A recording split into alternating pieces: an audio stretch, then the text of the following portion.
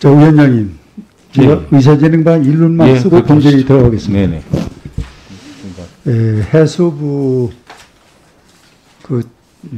산하의 공무원 A씨가 뭐 북한 월북이다, 또 시신을 불태우지 않았다. 이것이 지금 가장 우리 지금 정치권에서나 사회에서 논쟁의 중심에 서 있는데, 아까 우리 존경하는 윤재갑 의원이 이 말을 저는 잘못했지 않냐 해서, 이 국회는 생산하고 조정하고 또 그리고 잘못된 건 폐기시키는 그런 국회야지, 뭐 말꼬리 잡고 트집 잡고 그것이 제 개인 성격이나 국회의 기본이 아니기 때문에 제가 이 1분을 써서 그 말씀을 지금 묻는 것인데, 제가 점심시간에 기자들하고 밥을 먹었어요. 월북이다고 단정을 윤재갑 의원이 아까 하셨는데, 그 사실 여부를 나한테 묻는데 내가 아는 대로 얘기를 하려다가 그래도 동료 의원이고, 그래서 제가 좀 참고 제 시간을 빌려서 말씀을 드리는데, 지금 대통령도 이 월북이냐 아니냐는 문제를 조금 조사해 봐야 된다는 거 아닙니까? 그런데 어떻게 의원님이 그렇게 결단적으로 얘기를 할 수 있을까? 난 그 부분에 대해서 아까 언론이 역시 언론이더라고요. 그래서 내가 사실 답변을 안 했습니다. 한번 말씀해 주십시오. 회의 중에 지금 전화가 왔으니까 문자로 주세요. 문자 하고요. 네. 않습니다. 의원님, 지금 월북이라고 단정한 건 그건 조금 잘못된 거 아니야? 지금 대통령께서도 이 문제를 공식적으로 지금 그 학생에게 답변을 서신을 보내길 그렇게 했죠. 그러면 엄문표 의원님. 아니 그러면은 그럼 월북이라고 단정을 하시는 겁니까? 그래요? 그럼 좋습니다. 자, 그 다음에 이제 본질의로 들어가겠습니다. 네, 그렇게 하십시오. 네.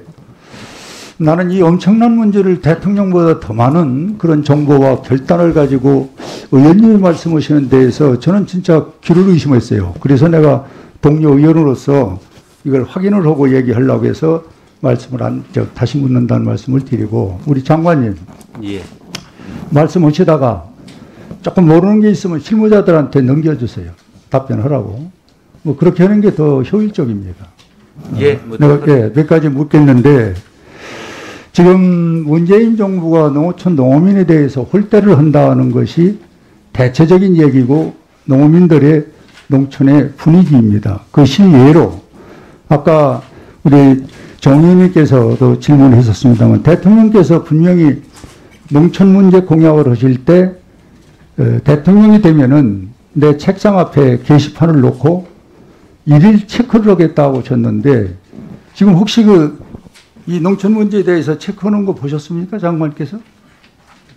아직 못 봤죠? 제가 확인. 아니, 우리 국민이 다 보고 있는 거니까 없는 걸 있다고 하면 또 안 됩니다. 예, 제가 확인하죠. 지금 이런 일을 대통령께서 안고 있기 때문에 홀대라는 얘기가 나오는 거고, 두 번째는 예산이 지금 3% 넘은 적이 없지 않습니까? 최근에 와서. 그렇죠? 지난해 예산. 지난해 전체 예산은 7.1% 증가했습니다. 7.1%? 예. 어디서 나온 통계예요? 증가율이 7.6%, 6% 증가했습니다. 올해 예산입니다, 그게. 17개 부처의 평균 예산이 증액되는 게 얼마인지 아시죠? 제일 작았을 때가 7.8%고 많을 때는 10.5%까지 올라간 부처 17개 부처의 평균이 있는데 우리가 3% 넘어온 적이 별로 없어요. 2020년 이래서 예산은 올랐습니다. 농촌의 문제는 말로 안 되고 정책이 뒷받침되지 않으면 실행을 못 하잖아요. 그래서 이제 홀대라는 얘기가 나오는 것이고, 그 다음에는 지금 농민의 숫자가 줄지요. 또 소득이 줄지요. 또 농가의 빚은 늘지요. 이런데 무슨 농촌 문제에 대해서 대통령이 책임을 지고 게시판을 놓고 체크를 해서 농민들에게 희망을 준다. 난 이 자체가 전혀 지금 실행되지 않고 있기 때문에 농촌 문제는 지금 대통령이 홀대를 하고 있다, 이렇게 표현하는데, 뭐 장관으로서 동의할 수는 없겠지만은 이거 귀담아 들어주시길 바라고, 그 다음에 지금 북한에 지금 우리가 주려고 했던 쌀 북한서 지금 거부하고 있지 않습니까? 예, 그렇죠. 예, 이 포대 비용이 지금 한 8억 들어갔죠. 그렇습니다. 그 다음에 여기 양곡 운송비가 지금 얼마로 잡혀갖고 있어요? 운송비는 저희들이 집행한 게 없습니다. 집행한 건 없지만은 대한통운을 통해서 계약한 게 지금 19억인가 해놨잖아요. 19억 1,900만 원. 그렇죠. 예. 이런 것들이 이게 어디서 나가야 되는 정책 자금입니까? 지금 포장지의 경우에는 저희들 양특회계에서 집행을 합니다. 양특위에서 나가요. 예. 남북협력기금에서 나가야지. 이게 지금 잘못된 거예요. 장관께서 이걸 지켜줘야 농촌 농민을 위해서 있는 장관이 되는 거지. 기금 쓰고 있는 게 엉터리 지금 쓰고 있는 거예요. 만만은 이저 양특회계 갖다 쓰고 있는 거예요. 본래는 남북협력기금에서 써야 되는 거예요. 이게 바로 잡아주시길 바라고. 그 다음에 농작물 재보험제도 지금 이거 만들어진 지가 얼마나 되신지 혹시 아시죠? 실무자가 얘기 있어요. 뭐 장관이 최근에 오셨으니까. 네? 2001년부터. 2001년에 만들어졌습니다. 그렇죠. 예. 그럼 19년 됐잖아. 예. 근데 이걸 지금 사용하다 보니까 현실에 맞질 않아요. 그래서 아까 많은 의원님들이 지적을 하셨는데 이거 제가 법안을 지금 내고 있는 게 있는데 지금 시간이 없어서 내용은 얘기를 않겠습니다만은 장관님하고 농림부하고 같이 행정입법도 되고 의원입법도 되는 걸로 이렇게 해서 좀 지혜롭게 해서 이 법을 고치자고. 현실에 맞는 걸로 고치고 그리고 보험률도 좀 낮춰가지고 많은 농민들이 보험을 들고 그 혜택을 좀 받을 수 있겠군요. 해야지 19년 전에 제도를 놓고 지금 하라고 그러니까 안 넣은 거예요. 사람들이. 그래서 이 문제 하나 아주 깊이 살펴주시길 꼭 부탁을 드리고 그 다음에는 이제 FTA 피해 보전 직불금 장관님 혹시 이거 아시나? 모르시면요. 실무진 이야기해 주세요. 예, 말씀하십시오. 그게 지금 몇 년 됐다고 생각하세요? FTA. 시간 없으니까 이것도 지금 16년이 된 제도인데 예. 이런 제도를 지금 실행을 하다 보니 어떤 문제가 생기냐. 여기 매년 1,000억 정도가 이 보전금, 직불금 보전금이 있지 않습니까? 예. 그런데 500억도 못 쓰고 매년 이거를 어떻게 합니까? 정부에 불용시킵니다. 이월시키지요. 불용시킵니다. 불용시켜서. 예. 그 불용해서 되겠어요? 이 엄청난 돈을? 그때 써도 지금 모자른 판에? 이건 예비비적 성격이기 때문에 어쩔 수 없이 아니요. 그런 식으로 면피하면 안 돼요. 이 돈은 농촌 농민에게 그때 쓰라고 이 만들어진 피해 보전 직불금이에요. 그런데 왜 이걸 못 쓰느냐면은 너무 까다로워요, 내용이. 내가 하나만 들을게요. 대상 품목 평균 가격이 90% 이하로 하락됐을 때 이 제도가 적용되는 거예요. 맞습니다. 그럼 대한민국의 농촌은 완전히 피폐돼서 농사 못 질 때나 이게 되는 거예요. 이런 너무 잘못된 제도를 지금까지 갖고 매년 하니까 그 엄청난 국가 예산 500억 이상을 못 쓰고 매년 불용 처리하는 거죠. 두 번째는 지금 현장에 가보면은 송아지 있잖아요. 이거 한 마리에 이 제도에 하면은 57,000원 보상해 주거든. 근데 이걸 받고서 이 사람들이 할 리가 없어요. 그리고 저 공주 같은데 밤 있지 않습니까? 536원이 줍니다. 1헥타다. 536원. 누가 이거 신고하겠습니까? 536원 받자고. 헥타다. 그리고 저 염소 같은 거, 조그마한 우리 그 축산도 3만원대 넘는 게 없어요, 보상률이. 이게 지금 18가지를 제가 통계를 다 갖고 있는데, 이런 식으로 FTA 피해 보전 직불금이라는 걸 운영하다 보니, 국가 예산이 500억씩 매년 불용하는 거예요. 이건 크게 잘못된 것. 그래서 이런 문제를 저는 현실적으로 해결하기 위해서는 국가 제도를 행정입법으로 만들어주면 더 좋고, 그렇지 않으면은 우리 의원입법으로 우리 의원님들과 상의해서 제가 대표 발의해서 전 준비가 다 돼 있거든요.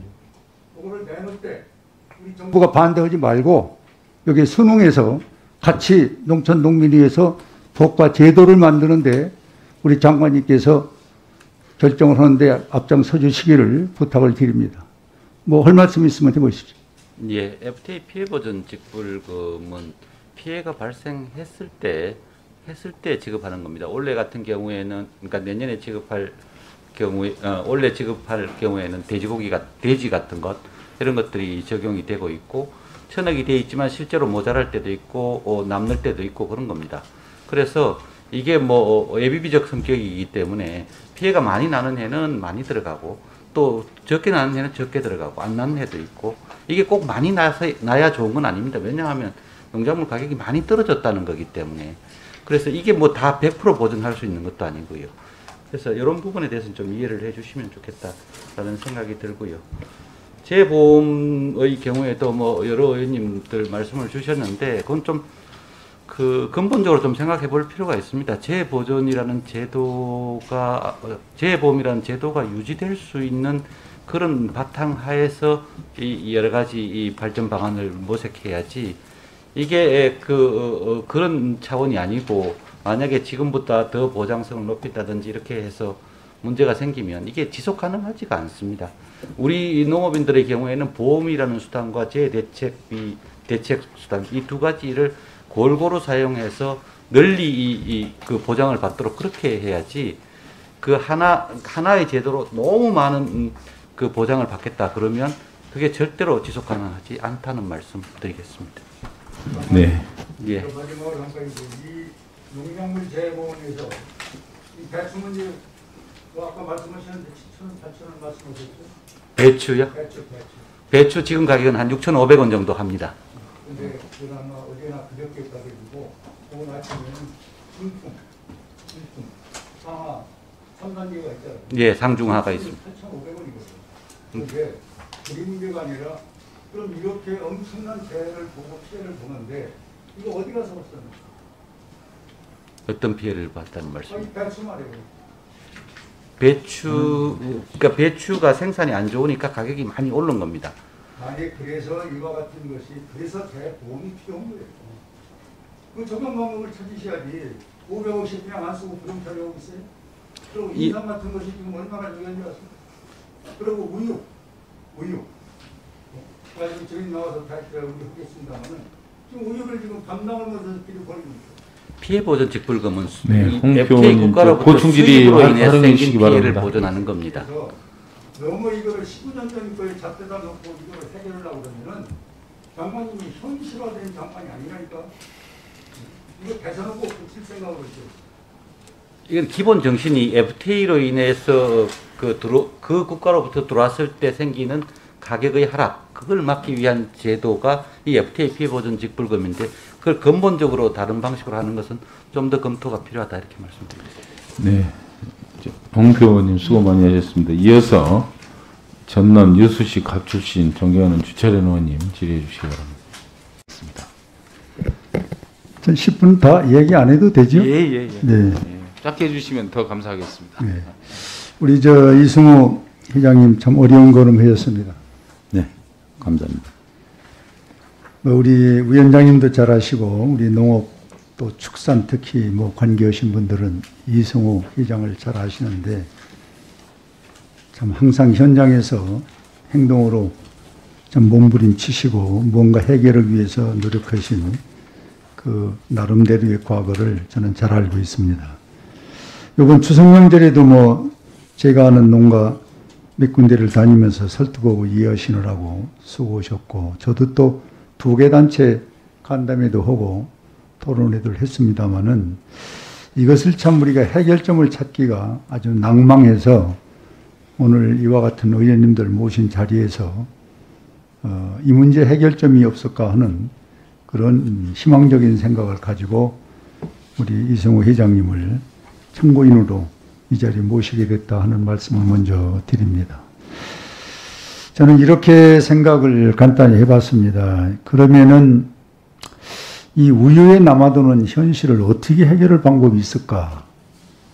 이게 우유가 뭐 수도꼭지 틀면 물 나오는 것처럼 이런 것도 아닌데 이걸 어떤 방법으로 우유의 이 현실을 해결할 수 있을까 하는 데서 몇 가지 지적을 한다면은 천상 감축 방법이 있을 텐데 이 감축을 했다가 또 이 코로나의 사태가 좀 진전이 돼서 어느 상황이 되면은 학교 우유급식을 또 재개를 했을 때 그때 또 우유가 필요할 때 이 우유를 제대로 공급할 수가 없습니다. 이 우유는 단시일 내에 만들어지는 게 아니기 때문에 그러다 보면은 지금도 수입의 우유가 이 분유가 많이 들어와서 이 생우유가 많은 지금 타격을 입고 있는데 국산 우유의 자급률이 이제 더 많이 떨어졌을 때 지금보다 더 어려운 이 낙농가들의 문제가 현실이 될 수밖에 없다. 그렇다면은 우리 정부나 사회단체에서 소위 유제품을 좀 우리가 사용할 수 있는 방법이 없을까? 바로 이것은 정책에서 나오는 것이고 우리 여러분들이 같이 고민을 해야 이 답이 나오지 지금 농가에게만 이 문제를 맡겨서는 안 되겠다 해서 오늘 정인을 초청해서 이와 같은 대화를 하고 있다는 말씀을 드리고 우리 이승우 회장께서 뭐 현장에서 또 그리고 좋은 정책적인 방법이 있으면은 여기 장관님, 뭐 차관님도 계시고 또 의원님들이 다 계시기 때문에 좀 한 말씀 좀 해주시기 바랍니다. 예. 먼저 자리를 만들어줘서 대단히 감사하다는 말씀을 드리고요. 특히 본론에 들어가기 전에 우리 농해수위는 우리 역대 장관님이 두 분이 계시고 의원님도 모두 농업 농촌에 관심이 많으시기 때문에 감사를 드린다는 말씀을 드립니다. 특히 지금 오늘 이 자리에 온 것은 답답하고 또 속상하고 이것을 하소연을 해야 되나 아니면 부탁을 드려야 되나 라는 마음 아픈 상황으로 이렇게 이 자리에 참석을 했습니다. 전통적으로 농해수위는 전쟁이 없고 또 여야 구분이 없는 유일한 상임이라고 생각을 합니다. 농해수 의원님들의 농업을 향한 열정에 존경을 표합니다. 금일 코로나19 관련 낙농위기 상황을 전할 수 있도록 도와주시고 또 항상 농민의 신문고 역할을 다해주시는 홍문표 의원님께도 깊은 감사를 드립니다. 근본 국감을 통해 현장 농민들의 고통이 해결되기를 기원을 드리면서 본론에 들어가도록 하겠습니다. 우리 우유는 우리나라의 가장 기초 식량입니다. 영유아 때부터 없어서는 안 되는 식량입니다. 이와 관련해서 학교 우유급식 물량은 일 생산량 10%를 차지를 하고 있습니다. 그래서 이러한 부분에 학교 급식으로 사용되지 못하는 부분이 10%이기 때문에 지금 많은 어려움을 겪고 있습니다. 또 상황이 이렇게 되다 보니 유업체들이 학교 우유 급식 중단 물량을 시장에서 소진시키기 위해 경쟁력으로 우유 덤핑 판매, 멸균일 생산, 확대에 나서면서 심각한 부작용과 피해가 발생이 되고 있습니다. 국내 낙농산업은 FTA에 따른 유제품 수입 증가에 의해 지난해 국산우유 자급률이 48.5%로 지난 몇 년 사이에 21% 하락을 하였습니다. 문제는 국내 낙농산업의 FTA로 크게 위축되고 있는 상황에서 코로나19로 인해 아무런 안전장치 없이 낙농가들이 직격탄을 고스란히 맞게 되었습니다. 농식품부가 수급정책을 직접 개입하는 낙농진흥회는 내년부터 낙농가의 생산 쿼터 감축을 시행한다는 계획에 있습니다. 감축 사유로 원유 생산량 증가, 유업체 계약량 감소에 따른 원유 수급 조절 사업 예산 부족을 내세우고 있습니다. 또 타 유업체들도 낙농진흥의 감축 대책을 내세워 소속 낙농가의 쿼터 감축을 예고하고 있습니다. 농식품부와 낙농진흥회는 낙농가의 우유 생산량 증가를 감축의 이유로 내세우며 올해 생산량 예측치는 동아절기 이상 기후에 따라 전년 대비 2% 증가한 209만 톤을 생산을 했습니다.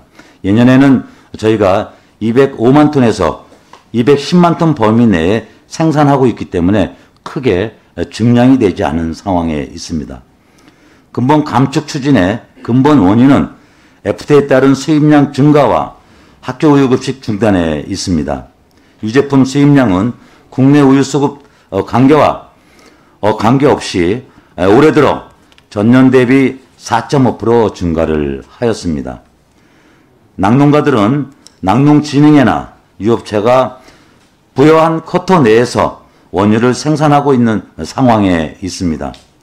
감축의 책임을 낙농가에게만 돌리는 것에 대해 억울하고 답답할 따름입니다. 의원님들도 아시다시피 요즘 우리 축산농가들은 무허가 축사, 퇴비 부습도, 축사거리 제한, 강화 등 환경 구제가 강화되고 있는 상황에서 우리 낙농가들은 또 축산인들은 더욱 설사리가 없어지는 그런 상황 속에서 말씀을 드립니다. 또 코로나19로 인해서 학교 휴교 조치가 시행됨에 따라서 지난 3월부터 농식품부의 잉여원유 처리 대책을 수차례 건의를 하였습니다. 안타깝게도 대책이 수립되지 않고 있는 실정에 있습니다. 의원님께서도 지적하셨다시피 코로나19 특수 상황에 따른 피해를 낙농가에게 전부 감수하라는 것은 문제가 있다고 생각을 합니다. 더군다나 정부가 체결한 FTA 때문에 유제품 수입이 증가되어 국산 우유 자급률이 48%까지 하락을 하고 낙농가 수는 지난 수년 사이에 26% 감소하는 낙농 기반이 크게 축소되고 있는 그런 실정에 있습니다. 근본적인 문제는 지난 2010년 11월 정부가 국회에 보고한 한EU FTA 낙농 대책도 지켜지지 않고 있다는 것입니다. 당시 정부는 국산 유가공 자급률 향상을 위해 가공원료 지원 사업을 통해 매년 20만 톤 300억을 지원하겠다고 국회에 보고를 했습니다. 올해 186억의 예산 지원에 그치지 않고 있기 때문에 기재부가 국회에 제출한 내년도 예산도 동일한 상황에 있습니다. FTA 낙농 대체도 지켜지지 않고 코로나19 특수 상황에서도 실질적인 정부 대책이 없어서 생산농가 입장에서 더욱 답답할 따름에 있습니다. 의원님들께서도 이 부분을 꼭 한번 상기해 주셨으면 합니다. 특히 2011년 구제역 파동 당시 젖소 살처분에 따라 시판 우유가 부족했을 때 농식품부는 학교 우유 공공재라는 인식하에 유업체와 MOU를 체결을 해서 학교 우유 우선적으로 공급한 바 있습니다. 또한 당시 원유 환산으로 100만 톤이 넘는 무관세 유제품 할당 관세 물량을 도입을 해서 시중에 공급한 바가 있습니다. 대책이 아니라 이러한 상황에 감축 대책이 우선이 아니라 소비 촉진 대책, 홍보 대책, 또 식량 안보 차원의 노력을 해 주셔야 된다고 봅니다. 잘 아시다시피 우유는 쌀과 함께 우리 국민이 가장 많이 소비하는 필수 식량입니다. 지난 구제역 당시 경험을 하였다시피 우유가 5%만 부족해도 사회적으로 큰 문제가 됩니다. 또한 낙농산업의 특성상 기반이 한번 무너지면 회복하는 데 상당한 실이 소요되는 산업입니다. 일본, EU, 캐나다 등 원유 폐기 등 낙농가의 피해를 막기 위해서 코로나19 관련 낙농 대책을 이미 시행을 하고 있습니다. 특히 일본의 경우 별도로 150억 엔을 예산을 투입을 해서 학교 우유 공급 중단에 따른 수급 대책을 지원을 하고 있습니다.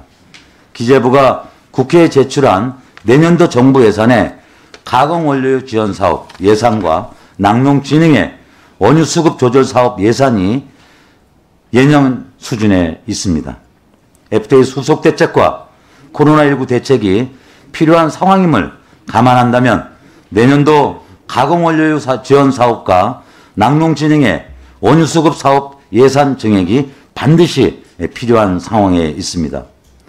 당장 올해 축산발전기금으로 지원되는 학교 우유 무상급식 예산이 40% 이상 불용될 것으로 추정이 되고 있습니다. 우유급식 바우처 등 불용 예산을 활용한 대책이 필요하다고 생각이 됩니다.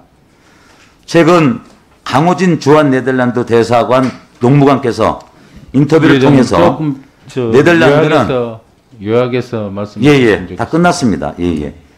네덜란드는 100년을 내다보고 농업 정책을 결정하고 시행하는데 한국은 주먹구구식 농정이라는 날선 비판을 한 바가 있습니다.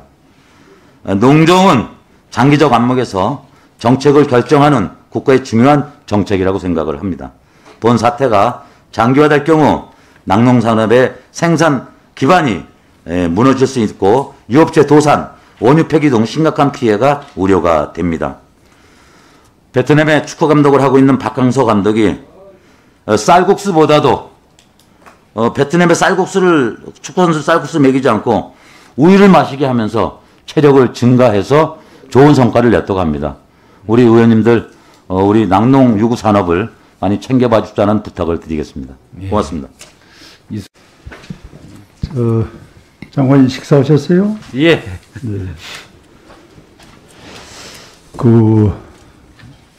우리 뒤에 있는 참모들이 뭐 정리해서 야중에 저한테 좀 보여줬으면 좋겠는데, 이 친환경 농업 문제 10년 동안에 8,614억이 투자됐다고 그러는데, 지금 또 10년 동안에 한 5년, 6년까지는 상당히 친환경을 국민들이 선호하고 또 많은 각광을 받았는데, 작년 통계를 보면은 58.6% 정도 감소됐단 말이에요. 이거는 국민 건강 문제라든지 새로운 어떤 농작물 재배 방법을 통해서라도 이거는 친환경 농업은 계속 해야 될 하나의 과제 아닙니까? 그렇습니다. 이거 좀 살릴 수 있는 방법을 좀 강구했으면 좋겠다.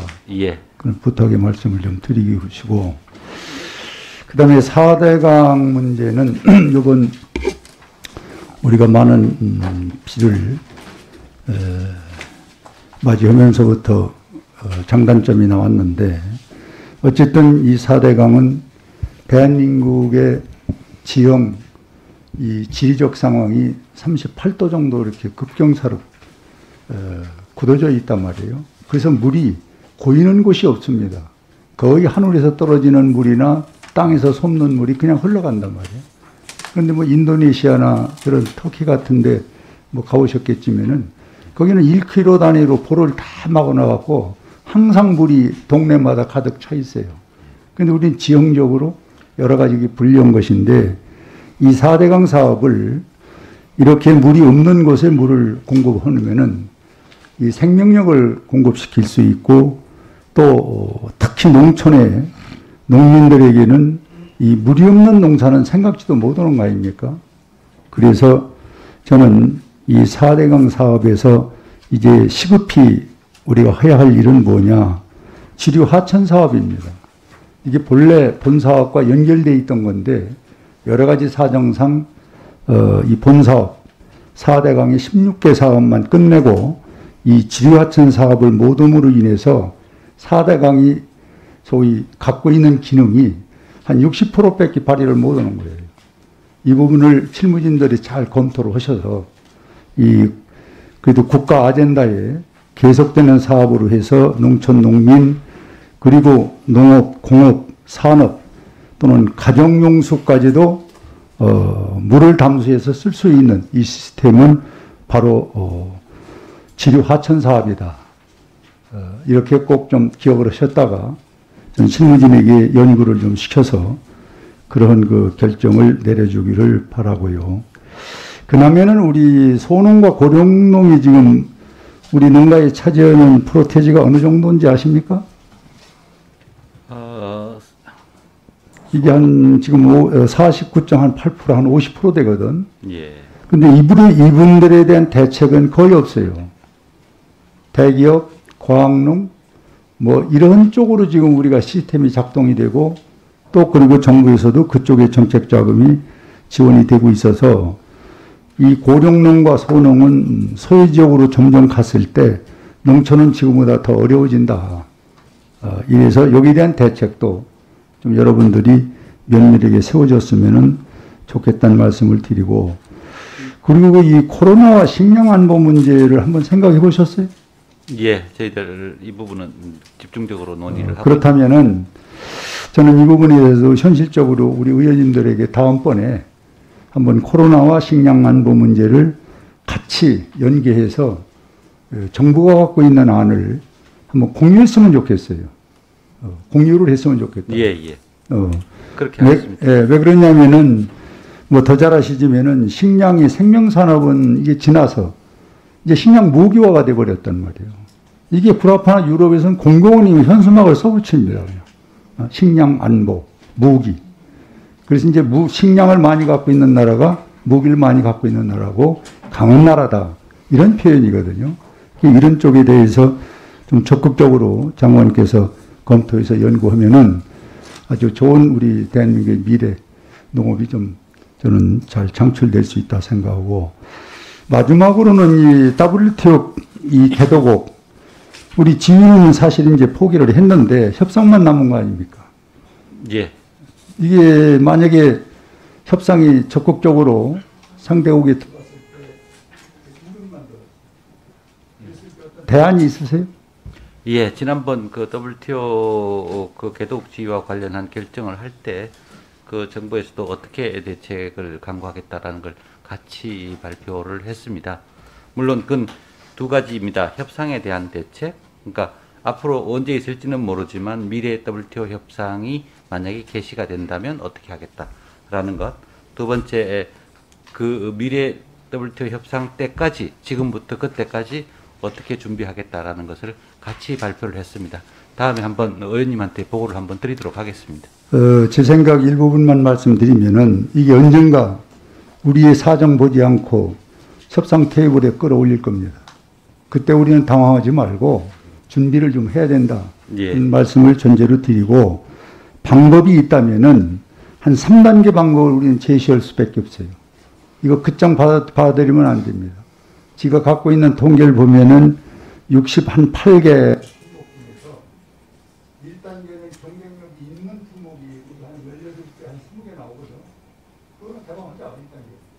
그리고 한 3년 있다가 경쟁력이 있는 거 우리가 좀 측정을 시켜서 그것도 하고, 그리고 나머지 한 15개, 20개 정도는 우리가 손해봐도 국제사회에서 같이 살아남기 위해서는 이거 개도국에서 개방할 수밖에 없어요. 또 몇 수밖에 없어요. 그래서 뭐 품목 선정은 이제 뭐 전문적으로 통해서 하시고, 그런 3단계 방법을 써서 하긴 하는데 우리 이와 같은 방법을 하겠다.